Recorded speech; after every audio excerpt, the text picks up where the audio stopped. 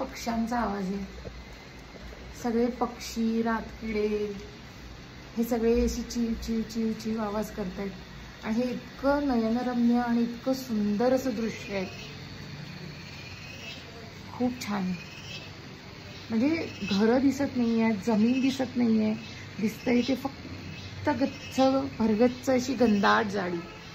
आणि हे इतकं सुंदर आहे ना, म्हणजे थंडगार वातावरण आहे आणि खूप असं नयनरम्य पण आहे आणि असं आल्हाददायक पण आहे. आता थंडी अशी कुडकुडणारी थंडी नाही आहे आणि त्यात ही अशी निसर्गाची गाज ऐकू येते बघा. चिव चिव चिव चिव चिव चिव. It's so amazing. रुटीनमधून म्हणा किंवा तुमच्या डेली रुटीनमधून म्हणा, असं कधीतरी एक ब्रेक असा निसर्गाच्या सान्निध्यात घेतला पाहिजे असं मला वाटतं. कारण हे इतकं पीसफुल आहे, इतकं रोजच्या धकाधकीपासून हे इतकं डिटॅच करतंय त्या सगळ्या गोष्टींपासून. आणि दिस इज सो अमेझिंग. मला हे फार आवडते.